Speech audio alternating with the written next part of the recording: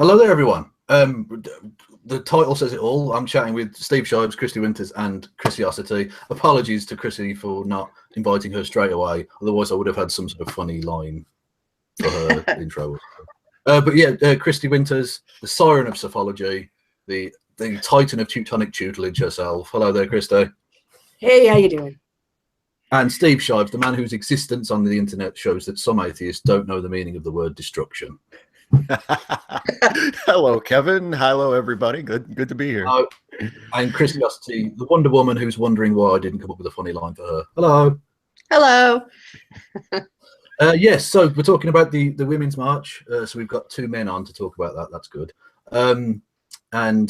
Yeah, so the three other people attended. So why don't you tell us all about the day and what you thought of it? I think. Who would you like to start? Yeah. Yeah. I think we should go alphabetically. So CC starts with a C, whereas I start with a K. So. Well, it was just a very life-affirming, warm thing to be witness to and to be at. It was beautiful. There's so many people. And I have been to. First of all, I went also to the inauguration as well. So.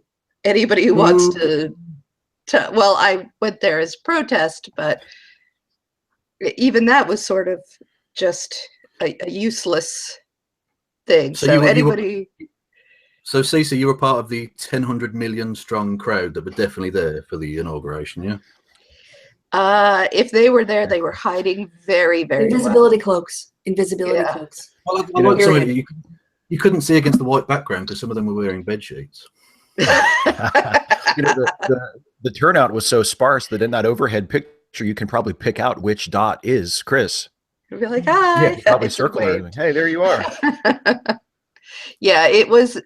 I mean, there really is. Anybody who tries to tell you that the media is lying and there were tons and tons of people has no idea what they're talking about. They're just full of shit. But the Women's March, yeah, that was.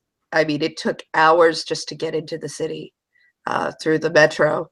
And it was just so, people were so happy and there was a really loving vibe from everyone. There was a really friendly people talking and going out of their way to be helpful to each other, even though, we're all mobbed in and like a mosh pit of people, only much, much bigger.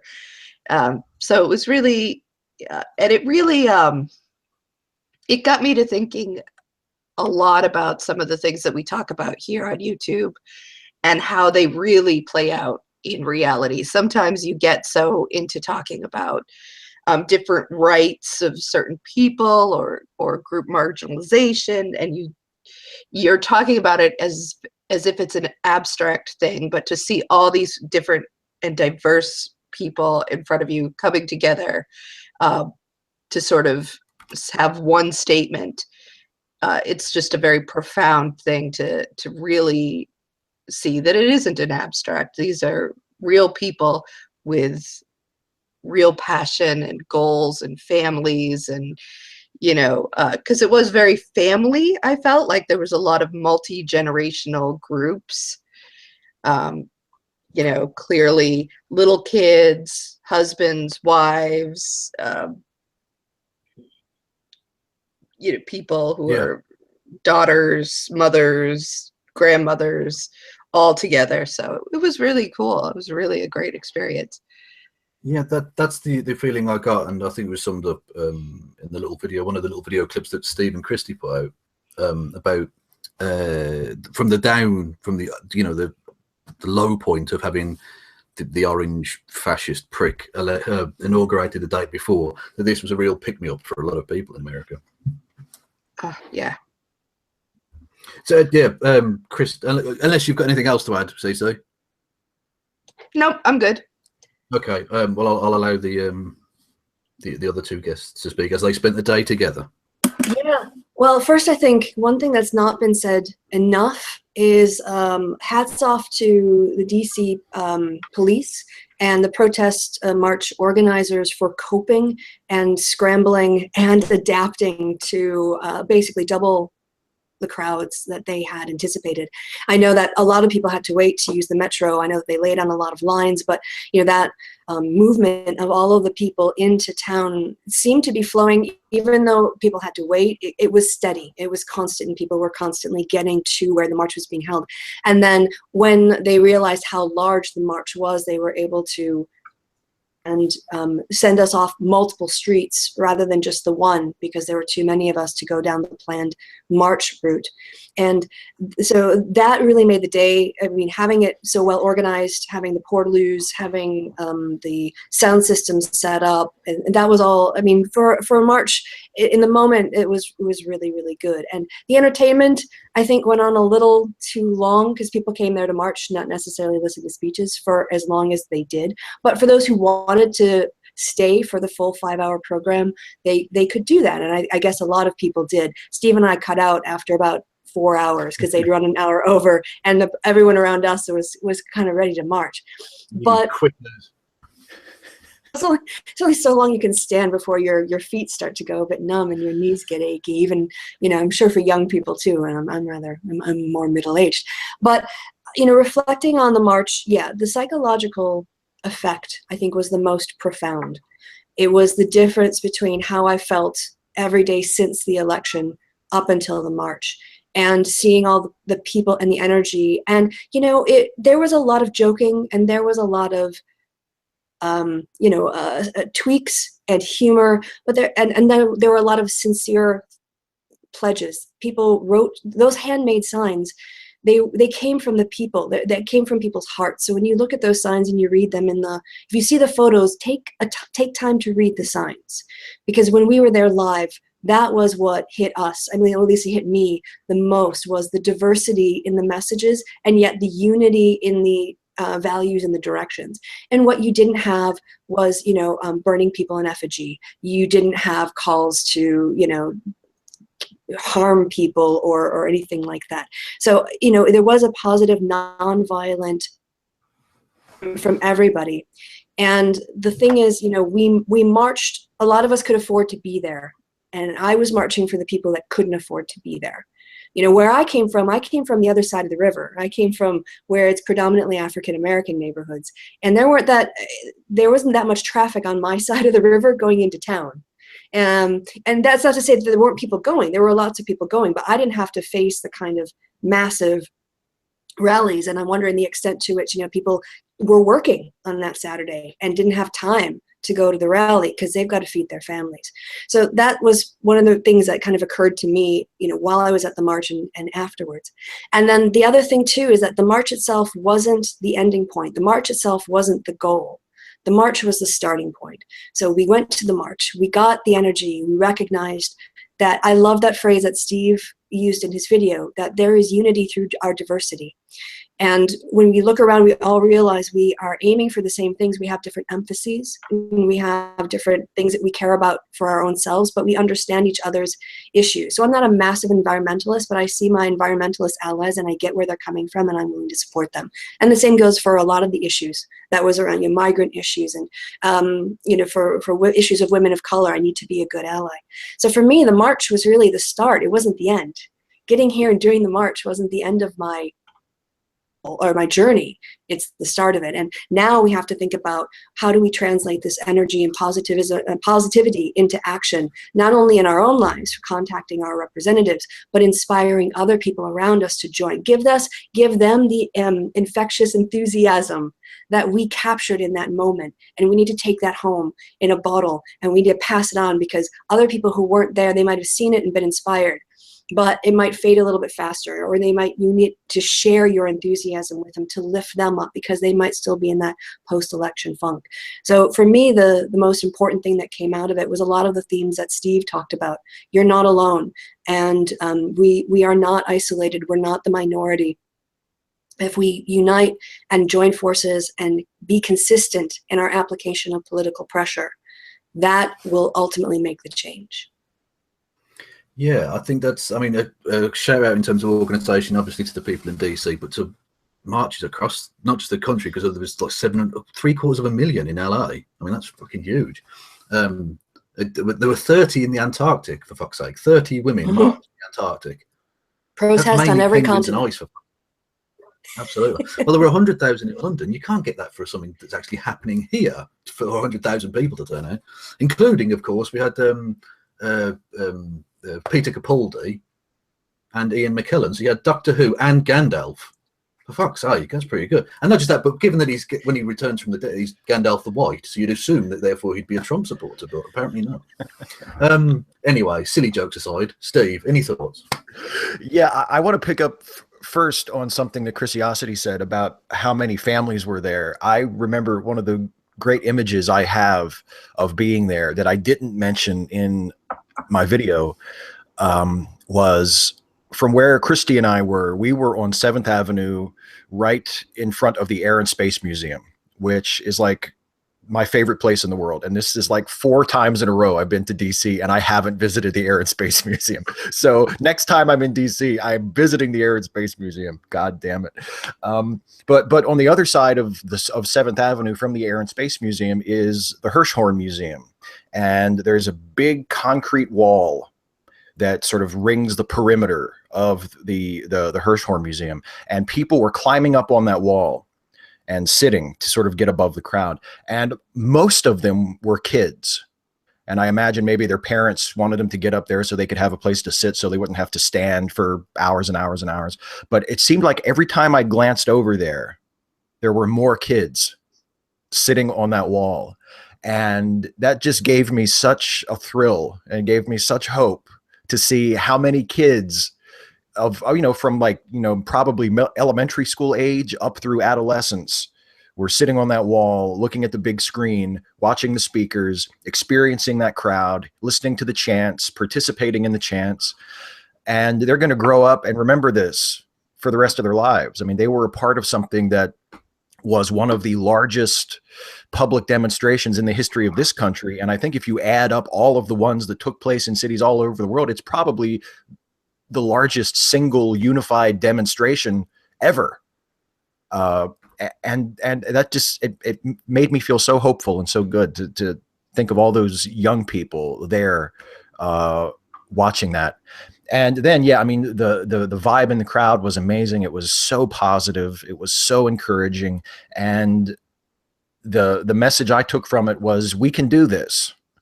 Like, this is not impossible. This is incredibly possible. This is incredibly within reach. We have our enemies outnumbered.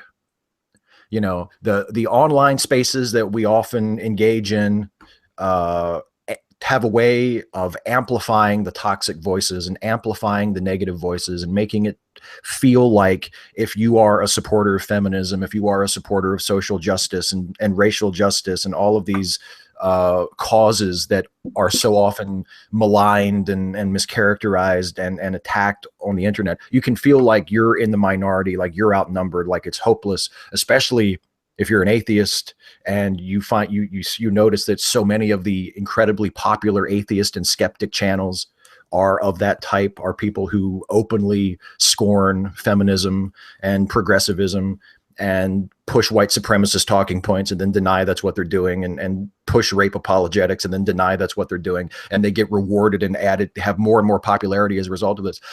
But standing in those streets with all those people, hundreds and hundreds of thousands of people, so many people that when we were all bunched up together, you couldn't move. And they were there for a feminist march, and they were there to protest the election of Donald Trump as president. And we were all together, people of all ages, people of all colors, people of all genders. And it just came home to me, like, we've got this. If we stick together, if we actually get up and do it, we can do this. We've got this. So that was the most encouraging thing about it. I mean it without a hint of exaggeration. It was one of the best days of my life. It was so encouraging. Yeah, I would encourage anyone who's interested to go and watch Steve's video about this, because you could see how moved he was by the whole thing. It was actually really enlightening viewing, I would suggest. But yeah, I think the point you make is correct, because their version of activism. They get, you know, a few thousand people to sign a petition that goes nowhere. When progressives actually join together and can do some shit, they get 500,000 people out in the nation's capital, and like I say, 750,000 in LA, and nearly 500,000 in Chicago, and 100,000 in London. It's not even the fucking same continent, for Christ's sake. You know, that's an incredible thing. That's what we need to take hope from, if we can actually force them to do it. And we already have to a degree, because even before, I think it was before Trump was inaugurated, wasn't it? They were going to gut the ethics board, and people rang in such huge numbers that they forced them to essentially do the right thing and not gut the people who were there to make sure that they actually do their jobs properly and ethically, for God's sake. It's ridiculous. But anyway, yeah. So, I mean, where do people see this going in the upcoming, you know, in the near future, or over the next 4 years, however long this fucking train wreck of a presidency goes on for? Because I'm not convinced in the slightest it's going to go the full 4 years. But if it does, do we see this becoming a kind of influential potentially on the left as the Tea Party was on the right? Maybe. Thoughts? Christ, I hope so.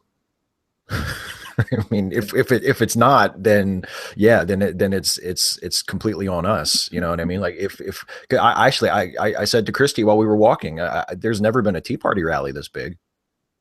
You know, and the Tea Party was able to basically take over the Republican Party 5 years ago.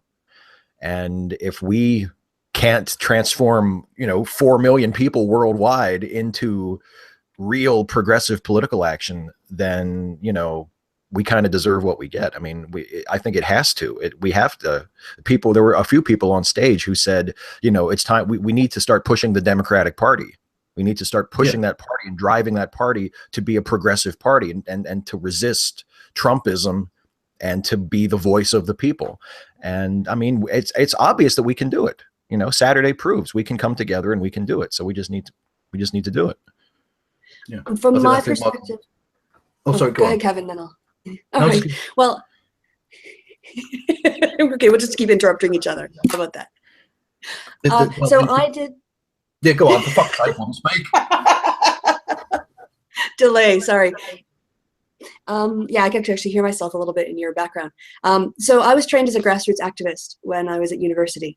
And the thing that I think each of us have to do, it depends on kind of where everybody is. So everyone has to decide their level of activism and what they can do. And for some people, it's going to be direct action, calling their federal representatives, their state representatives, their local representatives, hopefully. I think there's a level of where you get involved by taking direct action yourself. And then I think you can take action by helping to organize others, right? You become an expert on an issue that you care about, and then you disseminate information and you give other people the information to call. And then there's the more professional organization where you become active in a party or active in like Planned Parenthood Action Fund or another activist group where you start doing, you know, organized activism. And then there's running for office. So what I hope is that people will decide a level of their own activism and then embrace it. I know for myself, I'm very much, I've already started, you know, with progressive proposals for progressives, trying to highlight progressive issues, and I want to do that more often. The holidays obviously was a little bit difficult, but while I've been here, I've met people on the board of the DC Abortion Fund. It's a group that raises money specifically to help women who don't have the money to afford abortions, to give them money to access abortion. And I want to have those people on my channel and ask about, you know, get more people to understand what they're doing. I want to have an action plan once a month where people can focus on a specific political goal. So for me, it's not enough to just contact my representatives. I feel like I have more of an obligation because it's a small channel, but it's a channel that has a small presence, and I have to do what I can with that presence. So from here on out, I think we all have to figure out our level of activism and commit to it, and then be consistent all the way until 2018, 2020, 2022, 2024, and in your local races too. Yeah, I was just going to say, having sort of briefly alluded to it there, should we mention a donation drive each month thing that you were doing? Yes. So on my series Proposals for Progressives, I started what's called the Resistance Fund. And what I've done is I've pledged to give 20% of my gross patron donations every month to a progressive cause. So the first month it was the ACLU, that was in November. December got a bit busy, so I'm going to make a unilateral decision to give money to Planned Parenthood. A patron of mine wants to make a donation to PFLAG, so I think January, since we're almost to the end of it, I'll make a donation on his behalf to PFLAG, and then I'm going to be looking at, putting up more progressive funds like the DC Abortion Action, the DC Abortion Fund that my friends work on, or other progressive causes, and just to give a little bit of money. It won't be, I think right now it's about $20, but the point is just to show that every little helps, as it were, which is a Tesco motto for those of you in the UK. But yeah, and so Kevin has, do you want to say what you've committed to as well? I'm going to match dollar for dollar up to a reasonable amount, because I'm not a millionaire, people. But yeah, up to a reasonable amount, I'll match dollar for dollar, whatever that be. So if it's $20 for this month or whatever, so we've got double the amount going to whichever charity, and you can do that by being a patron to Kristi. If that's, I know channel's linked below, so go and check her out. And check all 3 people out, because they're fucking awesome.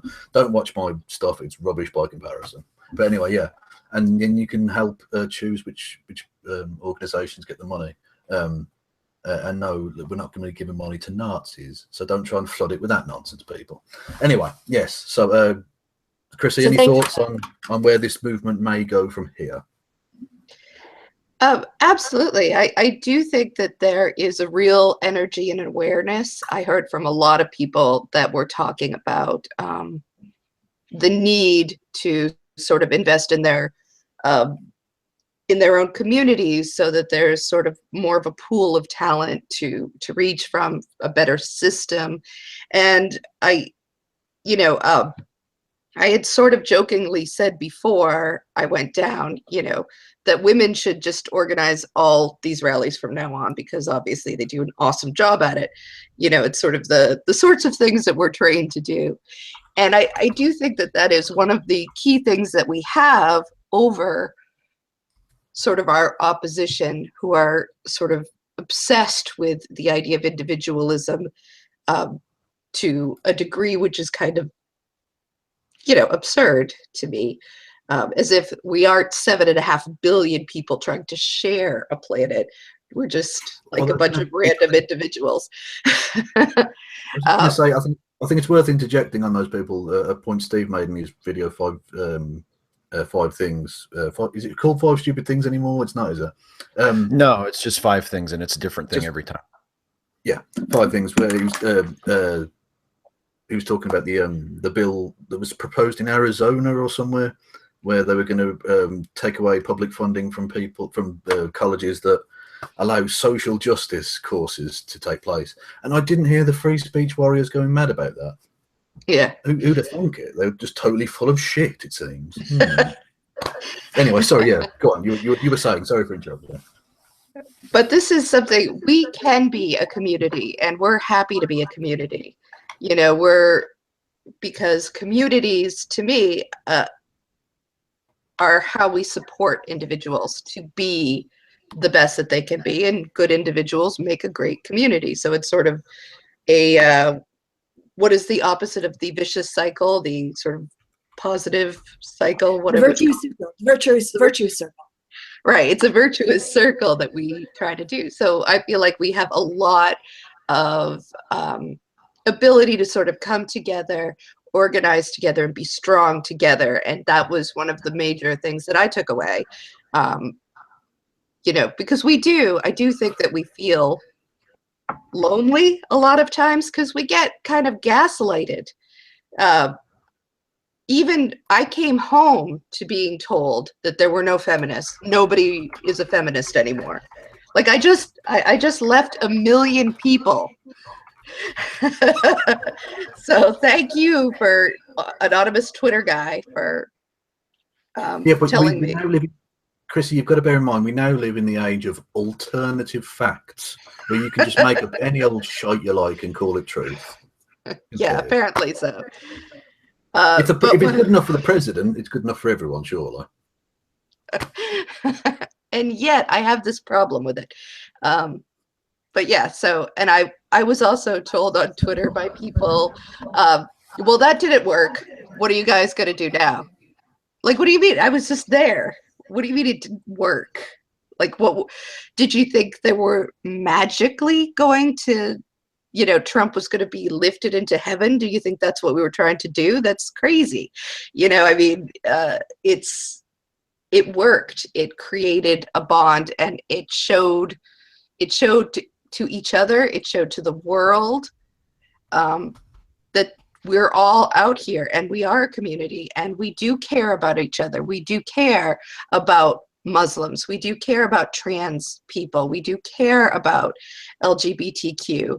Even though, you know, I may not be a Muslim, that doesn't mean that I'm just like, oh, well, fuck them. You know, I still care about my fellow human beings, all of them. So can we talk? Oh, sorry. When we're done, when Kristi's done, can we talk a little bit about attempts to delegitimize the march and what it stood for? Because I think it's worth unpacking that a little bit. But Absolutely, I don't. Go ahead, finish. Yeah. If anyone's got any side tracks they want to go down, by all means. This is my channel is not regimented. It's like freeform jazz. Just go for it. No, I think there was a lot of that, and I do think of it as gaslighting. But I know that Kristi had some experiences too, so you could just sort of jump in and talk about some of the people that you got to have conversations with that I did note.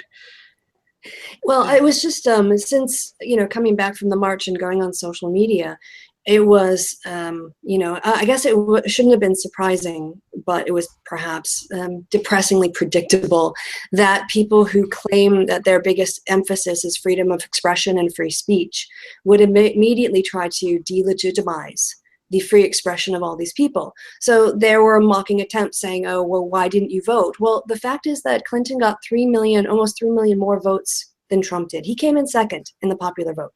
So we are the majority. We're not the minority. People did vote. We need more people to vote next time. And I think people have seen the consequences of not voting, both in the Brexit vote and in the Trump election. And I hope that they won't make the same mistake again. So we'll see higher turnout from people who oppose these kinds of policies. But saying, why didn't you, saying, why didn't you vote last month makes a lot of assumptions and, again, tries to delegitimize what was really going on that day, what was an attempt to unify after an electoral loss, and asking each other, you know, how can we connect to move forward? There was also a really aggressive attempt on Twitter, from what I saw, to try to delegitimize the protest by calling them violent. And when I've asked people, show me the arrests on the day of the Women's March, they'll give me links to the protests that happened on the inauguration day. Well, you know what? Friday is not Saturday. So you can't delegitimize what happened. I don't know if you can't tell they can't tell dates. They don't understand the difference between Friday and Saturday. But you can't say that something happened on Friday delegitimizes what happened on Saturday when, from my understanding, I've seen the coverage, there were no arrests in DC, there were no arrests in Los Angeles. Kristi, they're using an alternative calendar. It's fine. Right, It's the yes. same day, different day, who cares? Next week, whatever. And people, again, who are supposed advocates of freedom of speech should be celebrating. You don't have to agree with somebody's speech to agree with their right to do it. And yet they actually want to try to say that we don't have legitimacy to say these things, that our freedom of speech, we should just shut up and go home and not speak. How can you be both for defending free expression and then condemning people and trying to bully them into silence and delegitimize their speech? You can't, well, you do it, but you're a freaking hypocrite. So yeah, the attempts to delegitimize the march in many ways, I think, shows to me that the people on the right were as surprised as we were by the size of it, and that they're intimidated. That they find the idea that this number, like Steve was saying, there was no comparable Tea Party size rally. And so the first thing that they try to do, of course, is to try to minimize it, belittle it, and reduce it to nothing, when it's actually, as Steve was saying and has been reported, the largest global day of activism, maybe in human history. Yeah, touching upon your brief allusion there to the free speech warriors again. I had a slight tete-a-tete with I think a person we've all had run-ins in with, Saga of a Cad on Twitter. He was saying that The election of Trump, that's democracy, but this is not democracy.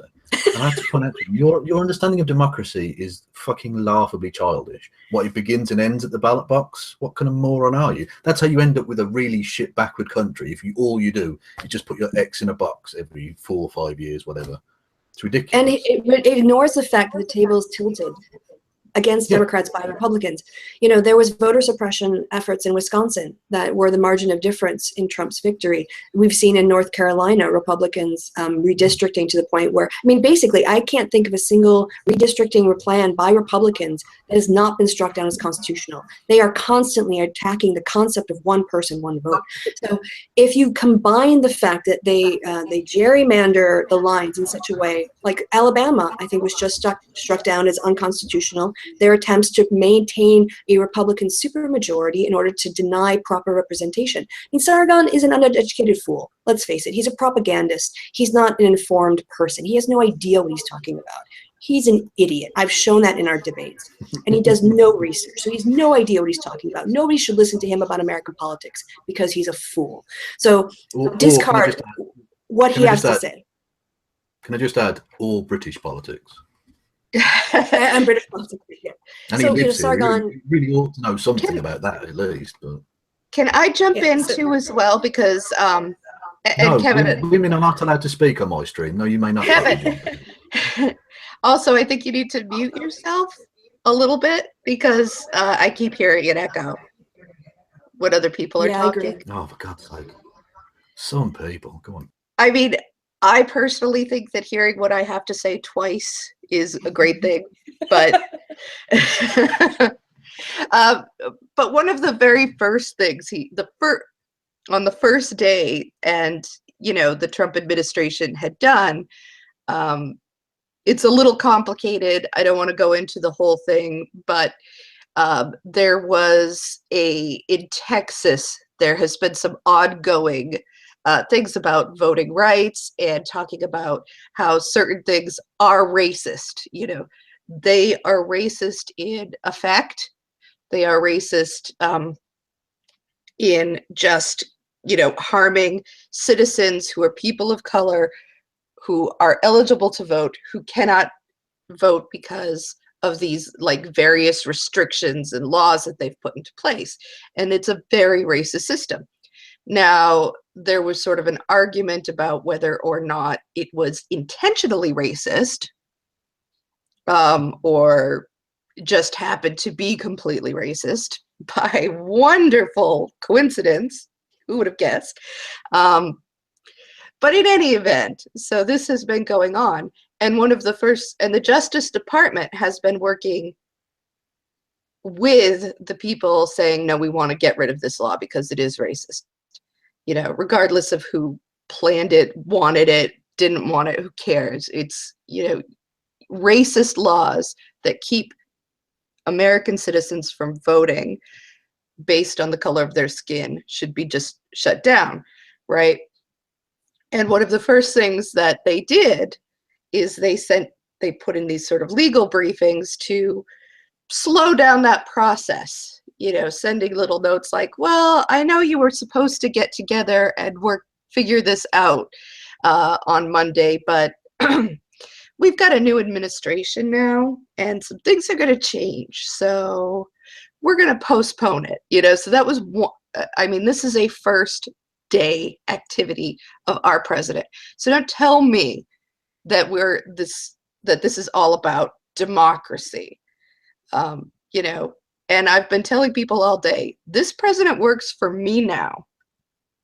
I'm his boss, you know, and I find him to be a subpar public servant. And I am not going to shut up about that. He needs to answer to me as an American citizen and to people even in the world. Yeah, I was just going to say, I think it's worth stressing that point. He's not in power, he is in office. He is your employee, not your master. He is there to serve, not to rule. You know, I want to mention something that sort of ties in with something that Kristi brought up a few times already, with the idea of gaslighting, and to tie it in with what what do we think maybe will change as a result of the Women's March? Hopefully it will make the kind of gaslighting that Trump and Trump's cronies and Trump's apologists on the internet try to do. It'll make it a lot more difficult to get away with, because gaslighting is a huge proportion of what they do. You know, where it's the like the so-called press conference, the so-called press briefing that they had the other day, where where Sean Spicer tried to tell people that what they saw with their own eyes was not what they saw. You know, it's who are you going to believe, me or your lying eyes? You know, we can see photographs of the sparse crowd at the inauguration, but we're told, oh, those don't represent reality. Here, listen to me, and I'll tell you what it really was. You know, and the version of that online would be, you know, when people tried to deny objective, inarguable statistical facts like the existence of a gender wage gap, and it's like, who are you going to believe, me or the World Economic Forum? You know, who are you going to believe, me, some racist dipshit who bullies people and pushes rape apologetics on YouTube, or the Department of Labor, you know, or the United Nations, or every major economic body in the world that has studied the subject and come to the conclusion that there is a gender wage gap? Steve, what does the World Trade Organization really know about employment? Come on. Exactly. Some uneducated asshole with a YouTube channel and a clear axe to grind is obviously a much better source for information on this than professional economists who have studied the issue for years.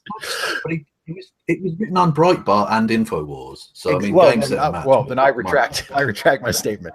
But you know, like, hopefully this will make it harder and harder to get away with, where they can say, oh, you know, nobody's really a feminist. That's no longer relevant. They're talking about issues that don't exist anymore. That's all in the past.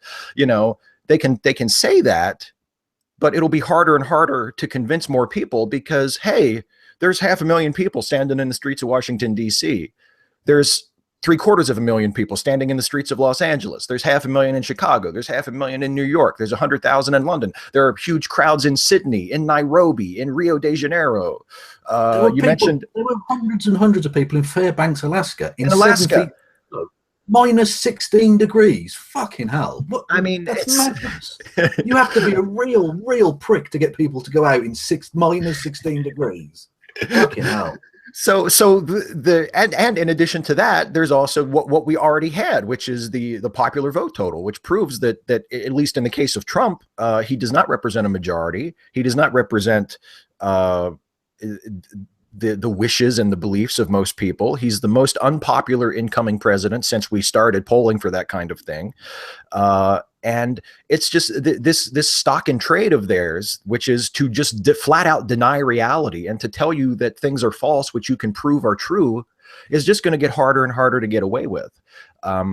And that hopefully will be one of the sort of side effects of this, in addition to the direct activism and the political action, just emboldening people when you talk about it in groups, when you hear someone bring up something, you know, in your presence, you can have the confidence to contradict it and say, actually, that's not true. You know, when you're online and somebody starts leaving shitty comments on your video or tweeting at you saying, you know, just bullshit like feminism is cancer, the wage gap doesn't exist, you know, racism is no longer a problem, blah, blah, blah. You can feel a little more emboldened and say, you know what, this is just a clucking chicken over here. This person has no power and has no mandate, has no facts on his side. I said his because, let's face it, it's probably a he. It might be a she, but it's probably a he who's saying it. And hopefully the tide will turn against that sort of thing, because again, we have the numbers, both in terms of statistics and facts and in terms of just people. You know, we are the majority. We have the truth on our side. We can prove it. And now we just need to go about doing it. Hear, hear. Can I, and I haven't really sort of formulated my thinking, but one of the things, because there were a lot of men there, and there were a lot of trans people, trans men and trans women there that I saw. So I'm not trying to be cisnormative, and I'm not trying to be, you know, put one gender over another, but I thought it was very important that this was a women's march that had a lot of men there saying, no, we stand with the women that we love and the women that are in our communities, and we stand beside them. You know, we don't need to be in front. We don't need to always, it doesn't always have to be about us. We are just as happy to be with women as, you know, because that's something I mean, it's so the opposite of all the what about the men's that I hear probably every day. So to me, that was very affirming to me personally. And so I just, as a man, if I could just interrupt you as a woman and tell you that please do. Actually, it was no, but to make a genuinely serious point, given the hyper manly man thing, which is obviously masking ridiculous thin-skinnedness of the current American regime, the fact that women are taking the lead in opposing that, I think, is only fair and correct, frankly, because I think men are doing a perfectly good job of fucking everything up right now.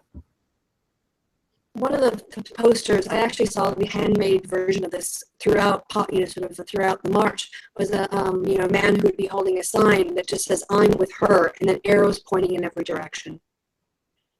And yeah, I saw those too. Those were just really, again, it's like, you're an awesome ally. It's nice to know that other people have my back on this issue, on these issues, and in turn, I'm going to have your back on your issues. And so it doesn't have to be, we have to talk about men's issues to the exclusion of women's issues. Or as feminists, we're not saying we have to talk about women's issues, however broadly we define women, hopefully as broadly as possible, to the exclusion of men's issues. What we're saying is, when it's time to talk about your issues, let's all talk about your issues and see how we can support you. And then when it's time to talk about the things that affect me or I care about, let's give me the time to express myself and to work on the issues that I care about. So, one of the other things that anti-feminists do is make everything a zero-sum game. They always try to pit the sexes against each other, rather than trying to find ways for men and women and trans people and migrant people and citizens and people who are able-bodied and people who are disabled and people from all different backgrounds. How can we work together? And I think that's what gives us our strength. Kristi, can I just interrupt you there? You've gone robotic. I'll drop out and come back. I have this problem at the place where I'm staying. Okay. Sorry about that. Yeah, your voice was a little bit difficult to understand. No worries. Yeah, what were we going to say? I've totally forgotten now. But yeah. Anyway, if either of you were about to say something, you can. Well, I would just distracted, and then yeah, you were distracted by Robo Kristi. Yeah, I would just jump in and say that I would, as a man, I would much rather. If I had to choose other men to have my back on something, I would much rather choose any number of random men from that crowd on Saturday than any of the pants pissing anti-feminist crybabies on the internet, or now I have to say, or in the White House. I think men who care about equality and care about justice and care about having a free society where everybody has equal opportunities and is treated with a baseline of respect and dignity. The only place that we belong when women are fighting for their rights is behind them, supporting them. There's no other place for us.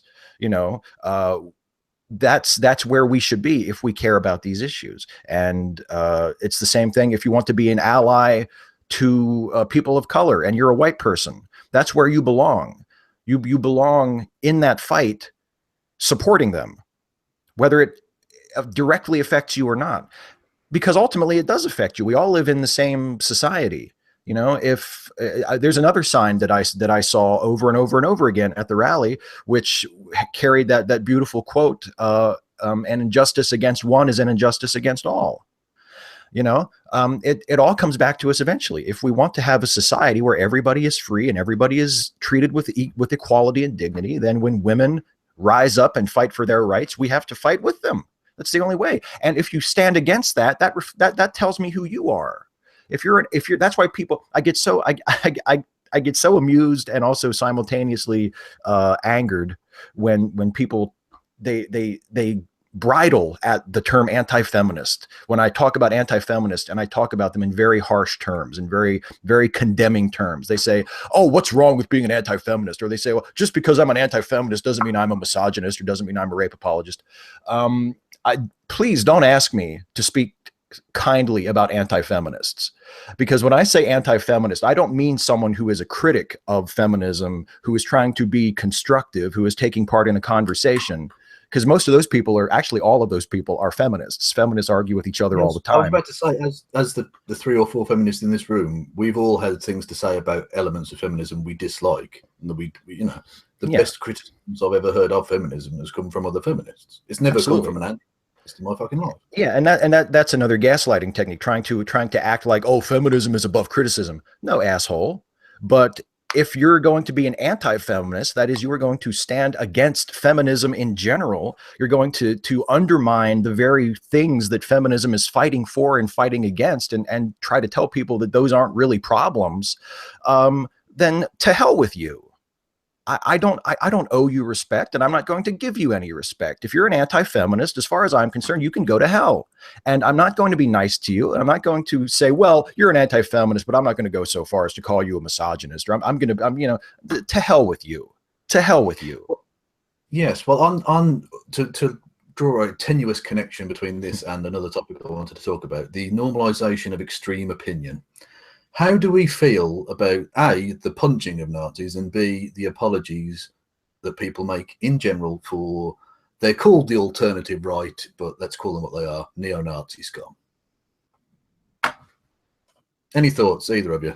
Chris, you can go ahead if you want. I've stopped talking now, so someone else has to. All right, so as far as punching a Nazi, we should not, there are laws, that was a criminal act.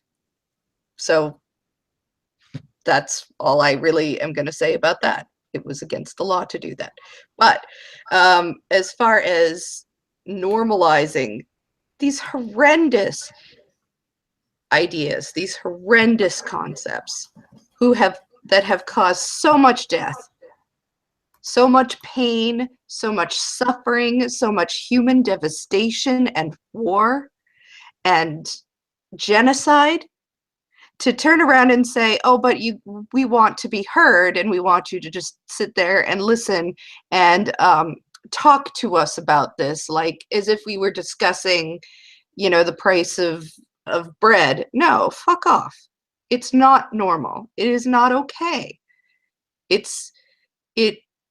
There is nothing on this planet that has caused more devastation that I'm aware of than these kinds of racist, sexist, just anti-human ideas. When you start taking groups of people, just whole groups of people, and acting like they're not equally human, that there's nowhere that leads but violence and death and suffering and pain. And it has happened over and over again. It is not, and that's just it, period. And so it's not acceptable. You know, I may not go and punch anybody over it. If all they're doing is talking about Pepe the fucking Frog, because fuck off, you assholes. Why would you think I would want to listen to you talk about Pepe the Frog anyway? But it's just a cute little frog. What have you got against a frog? It's just a nice little frog that's hiding, you know, white nationalism and ethno-genocide. What's wrong with that? Come on now, people. Yeah. Also, we used a serious point there, because I think you've come to the wrong channel, Frank. Yeah, I forget what the point I was making now, but the point is, it can't be normal. It cannot be normalized, because we know better now. There is a point where you have examined these same ideas over and over again, and as human beings together, we have said, fuck these ideas. They do nothing for us but create horror and devastation in their path. Fuck them. They are the worst ideas that we've ever had. We keep having them. We need to stop having them, and we need to stop acting like they're just, you know, a run-of-the-mill opinion that one might have. Yeah.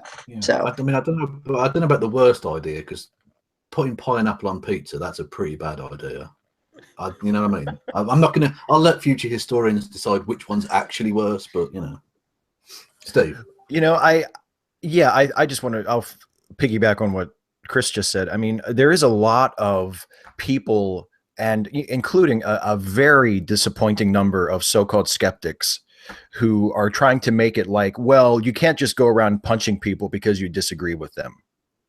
And that is not remotely the issue. It's not a matter of disagreement. It's not, well, I think I'm more of a Plato guy and I'm more of an Aristotle guy. It's, I think white people are genetically superior and I'm totally okay with subjugating or maybe even wiping out people of color. Like that's the kind of, those are the ideologies that Richard Spencer pushes. Those are the kinds of things that he publishes in his newsletters and on his websites. That's who he is. He's a white supremacist. He's a white nationalist. He's a neo-Nazi. He promotes an incredibly harmful, dangerous ideology. That's who that guy is. And look, as a general rule, punching people on the street is bad. I am anti-punching people as a rule. And yeah, as Chris pointed out, it's illegal and it should be. And if you punch somebody on the street and you get caught, you should be charged with a crime. That's the way it goes. But am I going to shed a single tear over Richard Spencer being punched? Absolutely not. Am I going to waste an ounce of breath wringing my hands or expressing any sort of annoyance or concern over Richard Spencer being punched? Absolutely not. The truth is, if somebody had run him over with a lawnmower, I wouldn't have cared, because he's a piece of shit. And while I do not recommend violence against people, if shitty things happen to shitty people, you know what I usually say? Well, good, fuck him. All I can say, Steve, is you were going to Washington. Why didn't you take your fucking lawnmower with you? I know. I should have just strapped it on my back. I said I wouldn't do it. Oh, okay. All right. That would have been really fun. You driving into Washington, D.C. in a lawnmower. That'd be amazing. Where's Richard Spencer? The weirdest hillbilly murderer ever. Yeah. Why didn't someone stop him? He was going so slow. Exactly. He was going at 3 miles an hour. Why didn't he just step out of the way? It was foolish to stand there. It was, yeah, he had it coming. He could have gotten out of the way. But yeah, well, let's not do victim blaming on lawnmower murder. That's not a direction I thought this conversation was going to go. Let's not victim blame the Nazi who got ran over by a lawnmower in Steve's deranged fantasy. That reminds me of that scene from the, I forget what film it is, where the concrete flattened machines going really slowly and the guards going, no! Oh, yeah, Austin Powers. Yeah. And then gets run over. Yeah, anyway, so Kristi, in your absence, we moved on to... punching Nazis?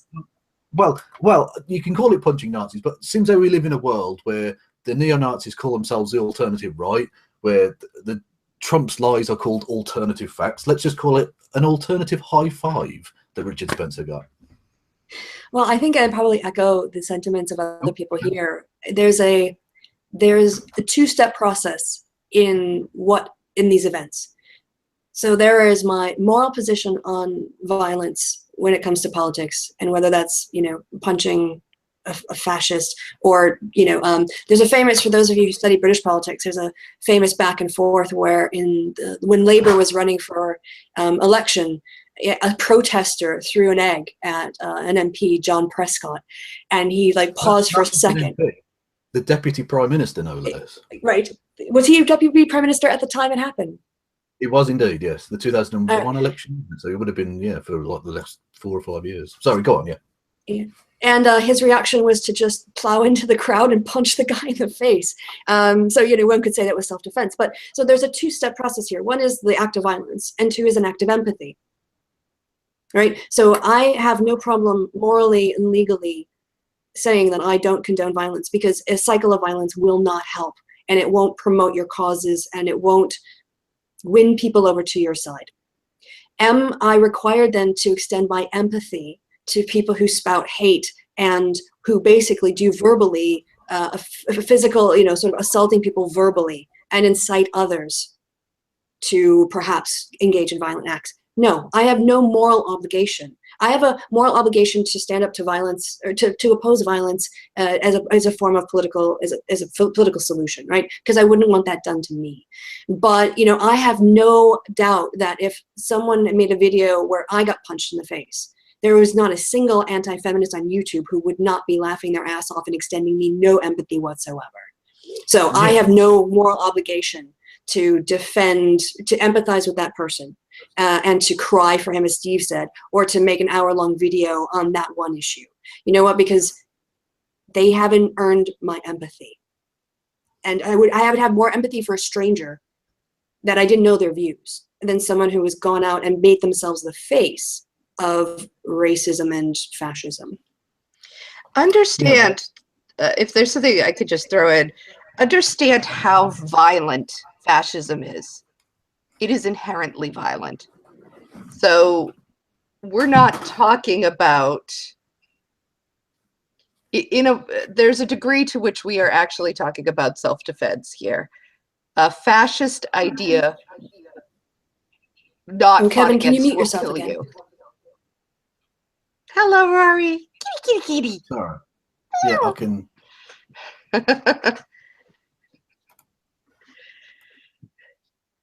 Yeah, so on the point of that. Yeah. So fascism is not a normal political opinion. It is a violent one. It is inherently violent. It is a practice of violence against people. So don't pretend that we're just talking about, you know, somebody who thinks that taxes are bad, you know, or wants smaller government. No, we're talking, and, you know, I know that we're sort of combining anti-feminism and alt-right, and there's, you know, this family tree of right-wing ideas is so complicated, and I'm not trying to just make everybody the same. A Venn diagram of, yeah, like it would just go on, like just colors and bubbles, but I am aware that anti-feminism and the alt-right, while they certainly have a lot of overlapping magisteria, they're not exactly the same thing. But in any case, I'm not crying over violent people who get punched. It's wrong to me. I do not advocate. I might take a slightly more hardline stance on this than possibly some of the others in the room. Whilst, yeah, I don't think casual random acts of violence against average people is fine. Like, obviously that's illegal and should be illegal. But I think a point that Kristi sort of alluded to there, that this for me is anti-fascist, not just self-defense, but defense of your fellow countrymen, women, and non-binary folk, because these people don't mean to, as you say, it's not about whether it's lower taxes or a slightly larger military or a slightly larger social safety net or whatever. Because I'll just give you one particular quote from the delightful Mr. Spencer. It goes, however, for too long now, when we consider questions of race, especially questions considering the black race, we have been framing things in completely the wrong way. Instead of asking how we can make reparations for slavery, colonialism, and apartheid, or how we can equalize academic scores and incomes, we should instead be asking questions like, does human civilization actually need the black race? Is black genocide right? And if it is, what would be the best and easiest way to dispose of them? Unquote. That is not a man with whom you can have a reasoned conversation. That is not a man with whom you can negotiate some sort of halfway ground. That is a fascist piece of shit that means harm to people, to innocent people. And so if occasionally you have to clump one of them around the fucking head to make them know that they're not going to be unopposed, frankly, not only am I not going to lose any sleep over it, I put it on my fucking channel because I think it needs to be shown to the world that these people are not going to be unopposed. We've seen, show me in the history books where Hitler was defeated by an online petition and I'll change my view. But until, I don't think you're going to be able to do that. Sometimes you have to be violent with people who mean nothing but violence. They have, to misquote JFK, those that make peace impossible make violence inevitable. And I think they make violence inevitable. If I could jump in as an American in Europe, one of the things that I've noticed is a difference in the acceptance of violence towards fascism amongst people in Europe. Sorry, Kevin, I can hear myself. Can I have you mute? Oh, sorry. Yeah, no, I keep forgetting. Yeah, Apologies. Yeah, that's all right. I think it's important that Americans who want to just knee-jerk condemn people in Europe who are more tolerant of an aggressive approach to fascists to reflect on the fact that they were not occupied by fascists. There were not fascist movements that were credible or supported by newspapers in the United States during the Second World War. And people in Germany, people in England, people in France, people in Poland had to, we have people in our, people's grandparents lived under fascist regimes in Italy, in Spain. And so fascism was a presence in Europe. It was an oppressive and violent occupation of many countries. And so I think it's a little bit unfair for Americans to get on our high horse and say, you know, we have to be entirely nonviolent and to be very judgy of Europeans who are willing, who have Kevin's position. Now, I might differ with Kevin, but I'm not going to tell him he's wrong, because you know what? I didn't have the threat. You know, my grandparents didn't have to go into the bomb shelters when the Nazis were flying over. I don't have people who you know, served on the front. I think, you know, my family, the nearest relation I have were serving in Korea. I don't know that people in my family served in the Second World War, but this is a living memory for Europeans, and I think it's important that Americans think about that and reflect on that. Again, it doesn't mean that you have to agree with it, but you have to realize that you have a privilege as an American, that you never fought against a fascist government to get your rights back. And so that's something I think that's worth saying.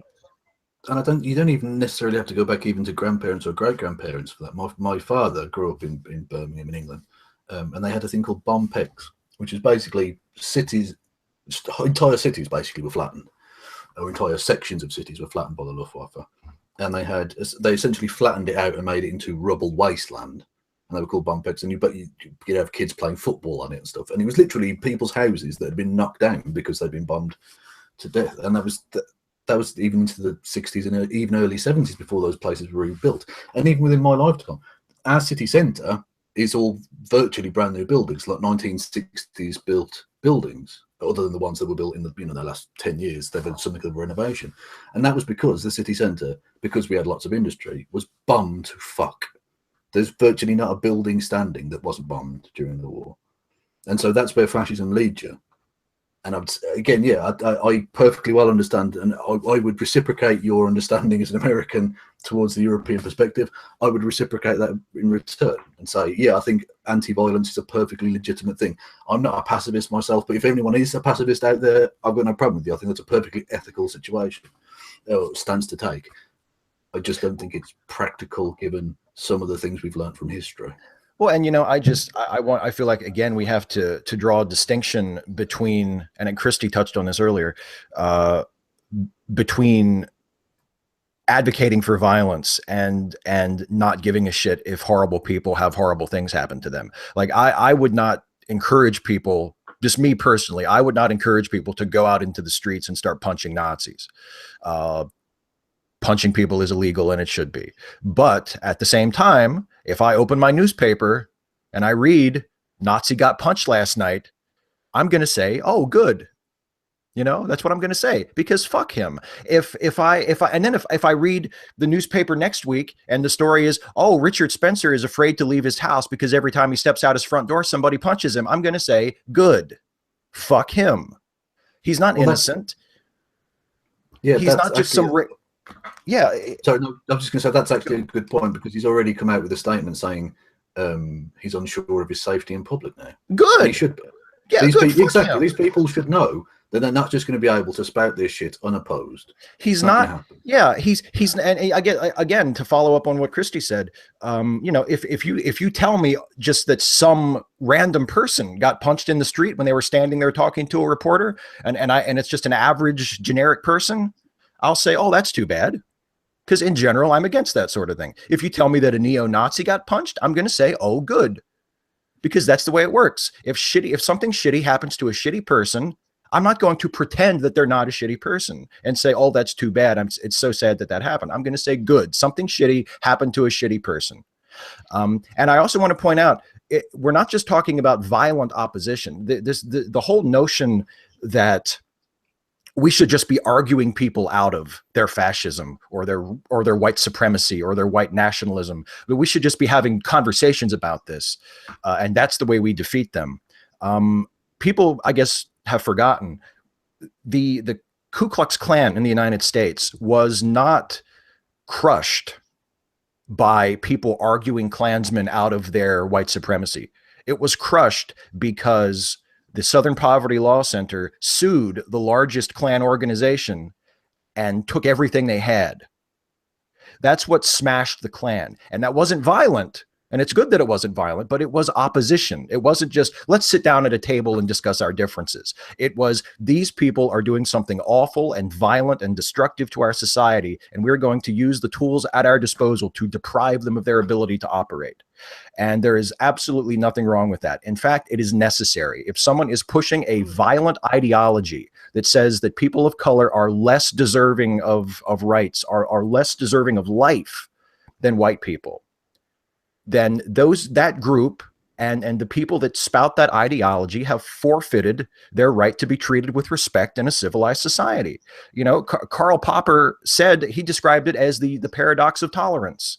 If you want to have a tolerant society, the one thing you cannot tolerate is intolerance. Because if you tolerate intolerance, then eventually the intolerant will take power and overpower the tolerant. And in the name of tolerance, you will have enabled an intolerant society. They have to be stood against. Yeah, a couple of points on that. Firstly, a sort of rhetorical point, sort of serious, sort of joking. There's something fascinating and brilliant about the way the American society and American government is structured, that you could even take on an organization like the KKK peacefully and eventually overcome it. Because when we had shit like that in Europe, we just started the two most destructive wars in the history of mankind. That's what we did. That was how we solved our fucking racism problem. And you're welcome, world. You're welcome. It's fine. And secondly, the linking I gave to this about the normalization of it, I think it's a point worth reiterating. When you say in any way that maybe I'm not terribly against the idea of Nazis getting punched, you have people come out and say, oh, so you're for the attacking of anyone with a disagreement. No. Just a conservative or even a libertarian or even someone on the relatively hard right, I'm not going to call for you to be attacked. I'll happily take you on, in an argument and try and win the day that way.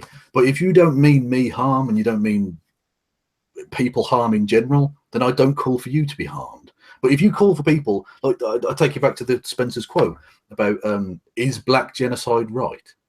I'm sorry, anyone who asks that question is not just someone with a disagreement. This is someone who is as big, well, actually, I would argue a bigger threat than Al-Qaeda, because frankly, Al-Qaeda didn't have any chance of ever taking over America. This man has the likes of Steve Bannon, who has the ear of the president now. These people are a genuine fucking threat to American life and therefore to the entirety of Western culture. Yeah, they're more dangerous than Al-Qaeda ever could dreamt of being. If Richard Spencer gets his way, people die.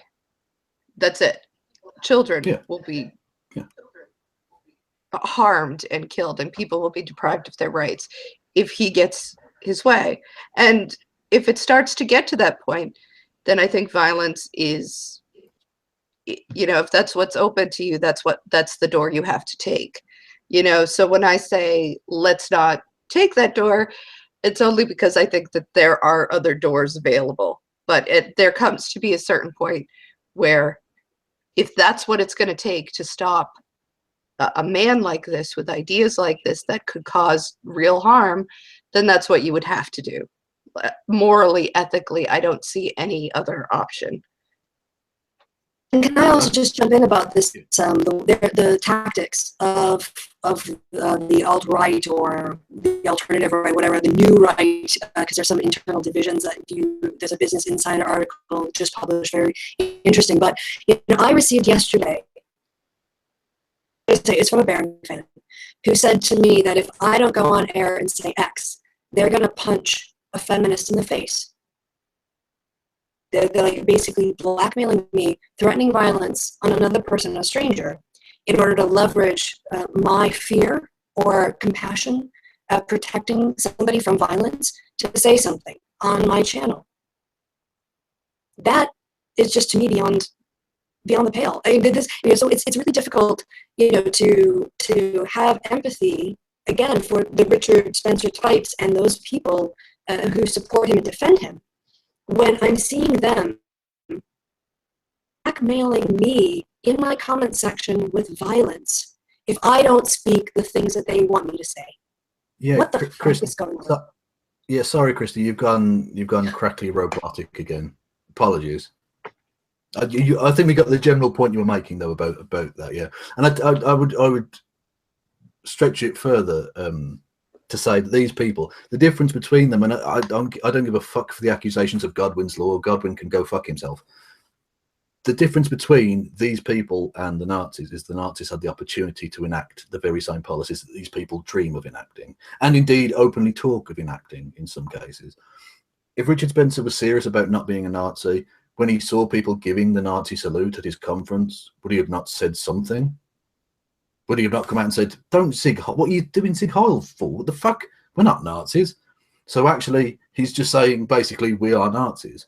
So let's not give them power. And if that means occasionally having, like I say, occasionally if one of them gets knocked down, I'm not going to cry any salt tears for them, because frankly, I think the civilized world is a better place for occasionally being uncivilized to the uncivilized. And if I could even bring up, threats are a kind of violence, especially when they're used to silence people. And I'm getting very frustrated with people who I hear say things like, well, was it a credible threat? The only way you find out if a threat is truly credible is when you're dead. So yeah, pardon me if I'm going to that would be the test. You have to wait until you're in the morgue to find out whether it's a credible threat. So I mean, until someone actually kills me, I don't have to take death threats seriously. Go fuck yourselves. Yeah. Sorry, go on, Kristi. Yeah, no, I'm very, very, very frustrated with that idea. I'm very frustrated with the idea that in a world where people do go on YouTube, make a manifesto video, and then go and shoot people, misogynists go out and just shoot people. Oh, but was this a credible threat? How the fuck would I know? I'll know when I'm bleeding to death from the bullet wounds. So no, that's not it. That's not an acceptable question. Threats are wrong. You can't do them. They're always credible to some degree or another. Yeah, I think your allusion there to the Isla Vista shootings, I think, is absolutely spot on. When you have people making the exact same points that Elliot Rodger made, with the exact same level of vitriol, and they go, well, is it really credible? Is it this, that, and the other? Well, I'm sorry, it only has to be credible once out of 100 times. It only has to be credible once out of a fucking million times. If they're making a million videos, who's to say they aren't the very next person who's going to go and do some shit like that?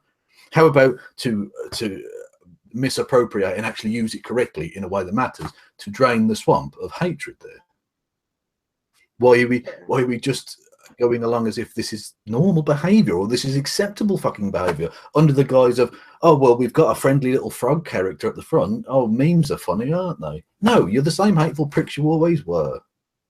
Yeah, it's not normal. We on the internet have normalized a lot of things that just aren't fucking normal. It's not normal for grown men to go after teenage girls. It's fucking creepy. And it's fucking perverse. And it's fucking wrong. I don't care if you like their ideas or not. That is not okay. A 35-year-old man harassing verbally a teenage girl is a fucking creepy piece of shit. Period.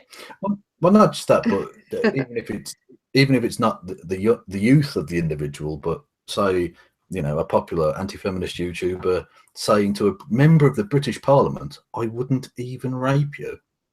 Why is that acceptable? Why is that normal? Why is that just been accepted by his hundreds of thousands of subscribers as perfectly okay behavior?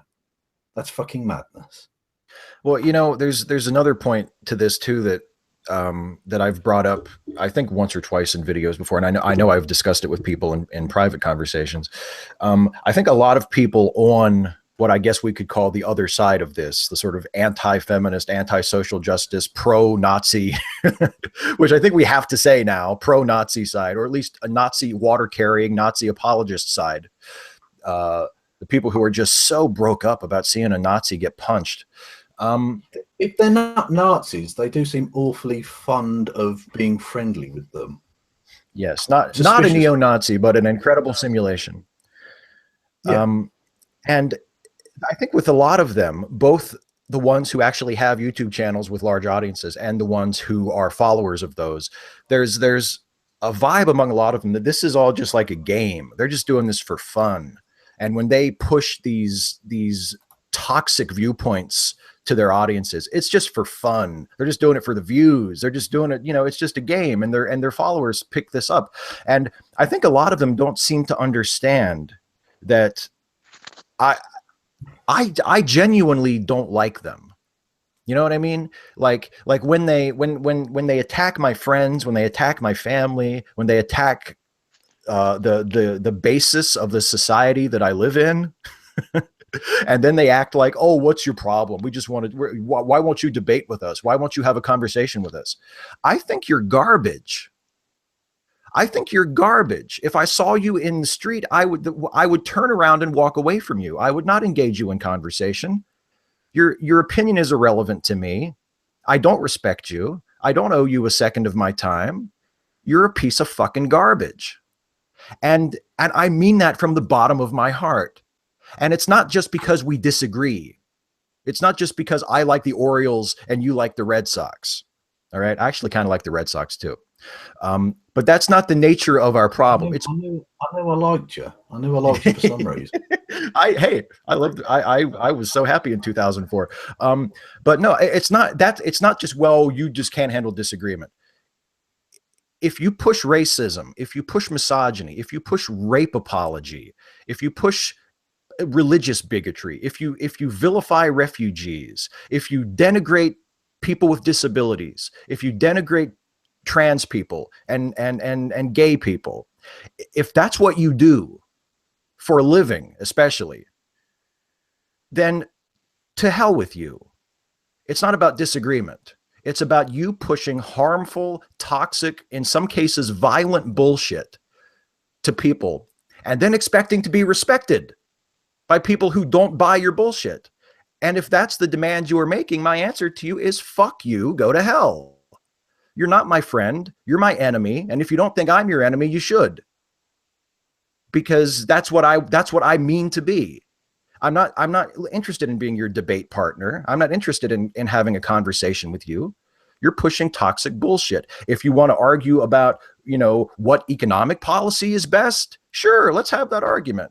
If you want to talk about what's the best way to combat climate change, absolutely, let's have that argument. If you want to argue whether or not God exists, let's have that argument. That would be fun. If you want to argue whether or not women deserve equal rights, fuck you. If you want to argue whether or not black folks deserve to live lives free of police brutality and systemic racism and brutalization, if you think that's a subject for argument, fuck you. Argue with somebody else. You're not going to argue with me about it. If you want to argue whether or not it's okay that somebody fucking punches a white supremacist in the face, if you want to tell me that I should feel bad about that, fuck you. You're wasting your time. You're wasting your time talking to me. Go talk to somebody else. Steve, it's going to cost a fortune, but I want that engraved on my fucking tombstone, man. The whole thing. But that's, exactly. I mean, it's going to be a fucking huge one. It's going to be 10 feet tall, but it's going to I can't stress. I mean, because I know, Kevin, you get it. I know Kristi gets it. Chris gets it. A lot of us get it, where people leave these absolutely awful comments or send us these awful tweets or make videos about us, and they straw man us and they attack us and they mischaracterize us and they insult and denigrate us. And then they turn it around and say, why don't you want to have a conversation with us? I'm sorry, fuck you. You forfeit your right to be treated with respect by me when you attack me, when you attack my family, when you attack my friends, and when you push intolerant bullshit that is based on lies and bigotry to your audiences. You forfeit the right. Yeah, go ahead. Yeah, I think both as men, me and Steve can both attest to the absurdity of being told to go kill ourselves by people who claim that feminists don't care about the lives of men. What? Brilliant. It's a little inconsistent. It's a little inconsistent. Anyway, but, right, I think expounded upon. Unless there's anything else anyone else would say, any closing thoughts, points? Well, I do talk to people sometimes, and I don't mind having conversations with people, and I try very hard to be very specific about characterizing people. So just because, you know, and not everybody is like that, you know, it's you're far too nice a human being, Chris. You're far too decent and pleasant for this world. Well, for the internet especially. Yeah, well, for sure for that, but you know, I'm hoping it will catch on. Who knows? But there is a point, you know, I'm not going to talk to certain people about certain things, and I'm not gonna, you know, for instance, Bering, and who called me a liar and a man-hater or whatever. I'm not going to go have a conversation with him like we're buddies. You know, that's absurd. And one of the reasons, and I was explaining this in terms of some of the things that have gone on with Bering and drama recently. One of the reasons we can't tolerate it is because if we tolerate it, it makes it look, it hurts other people as well. Because then we've accepted it. We say, oh yes, you can lie about me and I'll just, this is fine, twiddly dee. No, it's not okay, because then you're going to keep doing it to this person, this person, this person, and this person. I mean, this is, we've mentioned a few things like Karl Popper, but this is something like, kind of like Kant. Do you know Immanuel Kant, who talked about that kind of language on this channel, please? That's outrageous. I will try. I can't help it, that bastard and his horrible name. But you know, he sort of had said something, and I forget the actual words that but he said, imagine if this was a universal rule and everybody treated people this way, you know, all around. If that sounds like hell on earth, don't fucking do it to one person. So that's sort of how I take it, you know, like, this isn't something that I can condone. I can't condone it when you're talking to me, and I can't condone it when you're talking to somebody else who's an innocent person who doesn't deserve it either. So that's it, you know. Yeah, I think that echoes of the famous Nemo poem of the first they came for the Jews, but I was not a Jew, so I didn't stand up. I think is perfect. I mean, it's such a brilliant, and it's not just talking about some abstract thing. Obviously, he lived through the actual Nazis, and it's the same process taking place. Only this time, it's first they came for the Muslims, then they came for the gay folk, and then they came for the women, or whatever. You can't allow that domino to fall, even just on the basis of pure self-interest, because eventually they will fucking come for you. Anyway, sorry, go on. Yeah, Kristi. Yeah, so hopefully I'm on my phone now. I'm trying a different form of communication, so hopefully this will work out a bit better. But, you know, I think that my course of experience on YouTube, especially in light of this march, a lot of things, you know, kind of have crystallized for me in the last 6 months. I used to be very liberal in my channel in terms of allowing comments, and I increasingly could not do that because of the threats and the harassment and the abuse that kept appearing in my comments. And it finally dawned on me, you know, I guess, you know, it didn't take me very long being part of the feminist community, that I don't have interlocutors. We have propagandists. We have propagandists in the anti-feminist and the anti-justice. I'm not going to call it like social justice warrior, the anti-justice community, shall we say. And they aren't interested in dialogue. They're interested in propaganda. And to the extent that we are willing to engage with them, it's just grist for their propaganda mills. And so as a political campaigner, it's not my job to reason with propagandists. It's my job to provide a counter narrative. It's my job to provide an alternative based on facts and evidence and human compassion, and looking to unite people, not divide people, looking to bring people into equality, not asking people to put up with the inequality they already face so that that other person isn't made to feel uncomfortable. And so, yeah, my opinions on how to use my YouTube channel have been transformed by the attacks, by the harassment, by the lies, and by being the subject of propagandists who, you know, use me and my ideas in order to twist them to line their pockets. And so, you know, increasingly, I will not, you know, I'm engaging sort of, you know, less and less on a one-on-one, engaging more and more in just a general critique to tear down and debunk and undermine people who claim to be authority, like Carl, who talks about American politics as if he knows the first thing about it, and to not be, you know, not feel like I'm somehow oppressing someone's freedom of speech, or somehow I'm not in favor of free speech. You know, speech is not, freedom of expression does not mean that propagandists, as, you know, Kristi said, can lie about you and attack you and harass you and have their friends blackmail you into making content, and then treat them with the respect and dignity that they refuse to show you. So I reserve my respect and dignity for people who are reasonable and who, you know, they might not agree with me, but they're not going to include a slur in every comment that they leave. And I won't be apologizing for that anymore. I think on the left, we are, one of our faults is that we are too noble, that we hold ourselves to a higher standard than they hold themselves. And I'm not going to fall to their level, but I'm also not going to tolerate it. And I'm not going to pretend like it's not gutter sewer attempts at propaganda anymore either. That's part of what I want to take forward, is our positive message and also exposing their propagandist messages. Yeah, on the point of holding ourselves to a high moral standard, actually, a thing occurred to me that someone asked, why didn't Hillary Clinton speak at the Women's March, which would be her sort of ballpark in a general sense. But obviously, they did after the inauguration of an election that, I mean, she got more votes, but technically she lost, sort of thing, you know.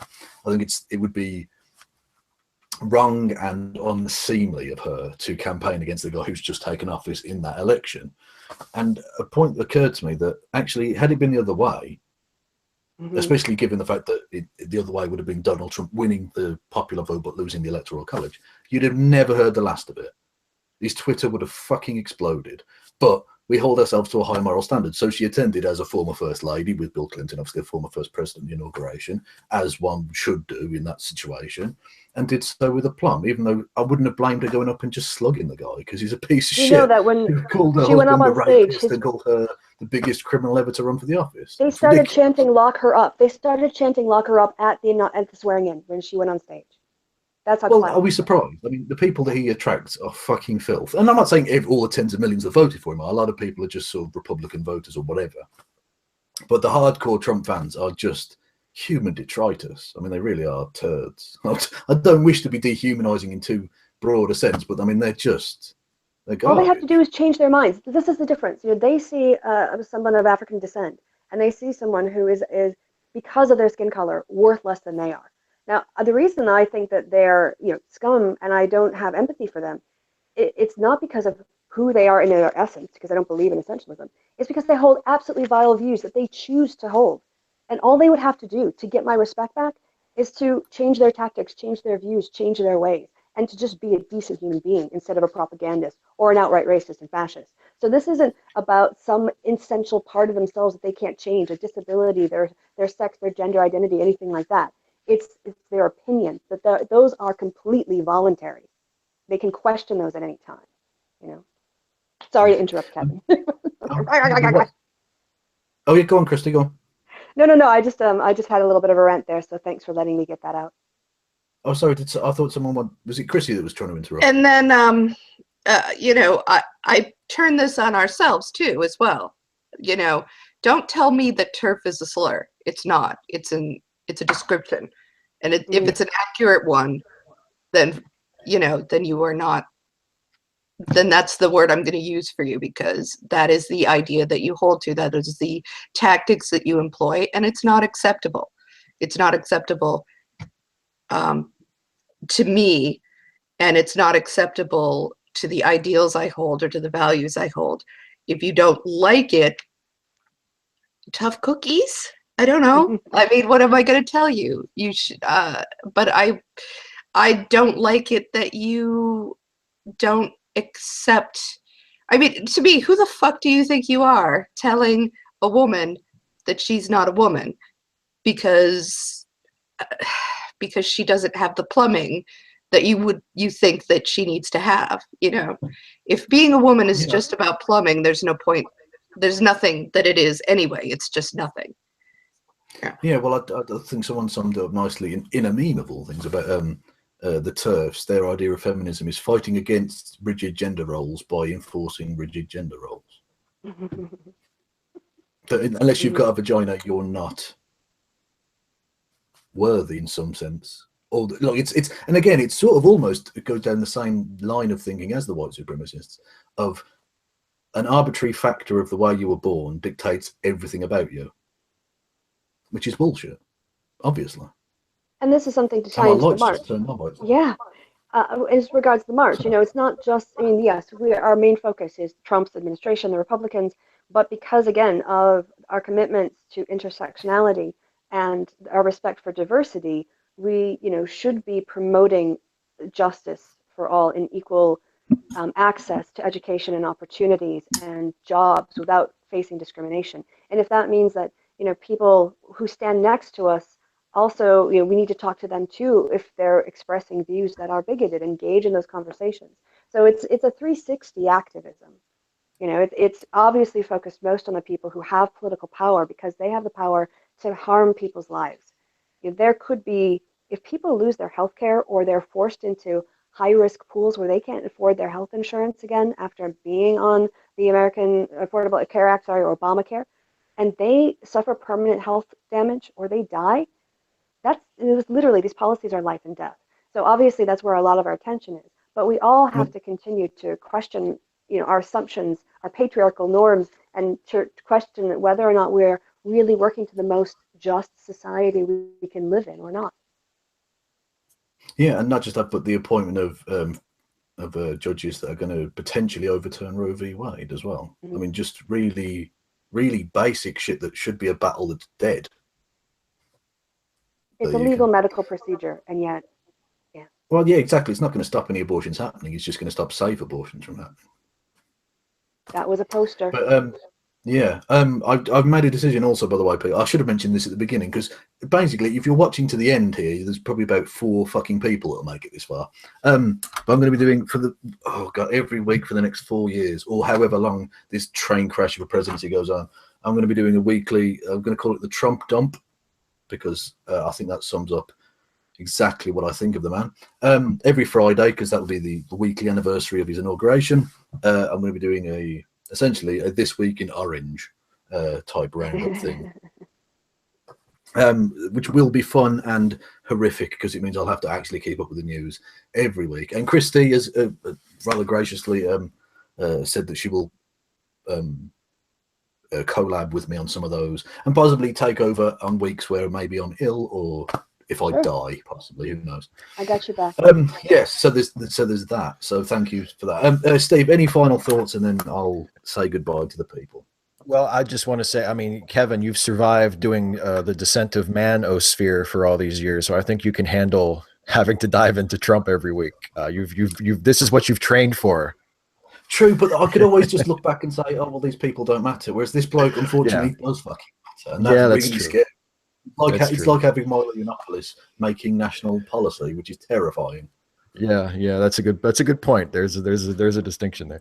Not to deflate any of the Americans watching either in the room or in the chat or anything later on, but yeah, your country is in bad shape. That's I mean, I would like to leave you on a positive note, but you are fucked at the minute. No, we should remember that. But I want to bring it back to the positive note and just remind everybody of the fact that, again, as I said when we were talking about the Women's March, we've got this. We need to do it. There's a lot of work to do, but we can do it. The tide is turning. And we can see visible representations of our strength, of our numbers, of our confidence, and the people who are sort of throwing these little tantrums against us on YouTube channels. and who managed to squeak out a historically narrow electoral college victory in this election, despite their side losing the popular vote by nearly 3 million votes.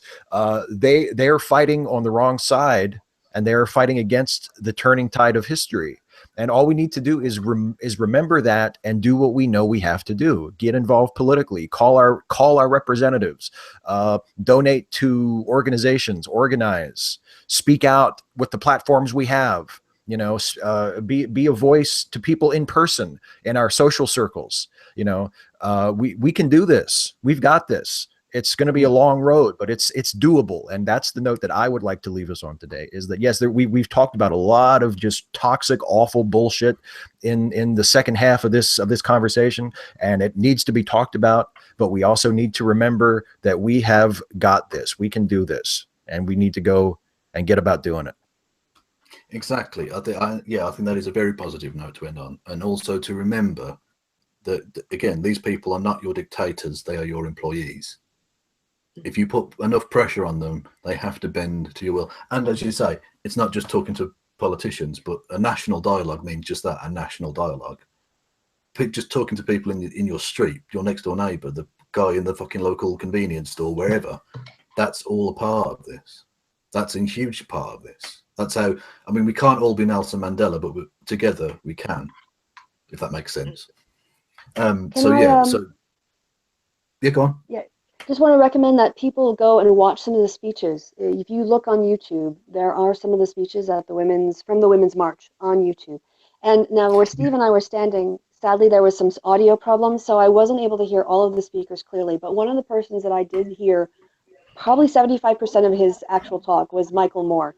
And I would strongly recommend, actually, Kevin, if you can link to it, he gave a summary of what you can do now, what you do after you leave the march. And it's not just for the marchers, it's for anybody who is watching. So, you know, that's one for sure I can recommend. I'll go watch some of the other ones too. Like I said, our sound was a little bit dodgy, so we didn't always hear everything, but at least check out the Michael Moore speech. And if you feel down, if you feel disheartened, if you feel like you're Sisyphus and the ball is just rolled down the hill again, go watch that video. Or go watch Steve's video on the march, or watch something that inspires you, because that is what's going to keep us strong, and that's what's going to get us to the end. Well, I will link to some of those below, because I watched the whole thing live on Facebook, and I'll dig out some of those and link those below at some point in the next day or two, because I'm going out getting drunk tonight, so it probably won't be tonight, but at some point I will go and do that. And of all the Greek mythological creatures, I thought someone would do a Narcissus line at some point, but no, we went with... Anyway, thank you enormously to Cece and to Kristi and to Steve. Thank you for going on a genuinely, hopefully history-changing and epoch-defining a genuine world event. I mean, that made fucking international news, and you were all there as a part of a huge thing, and thank you for that. And thank you for coming on to chat about this, and just thank you for generally being awesome. Their channels are linked below. Go and subscribe to them immediately, or Rory Katz will scratch the fuck out of you. He won't, he's asleep, but never mind. Yeah, so thank you for that. Thank you all for listening and watching. Links are below. Pip pip.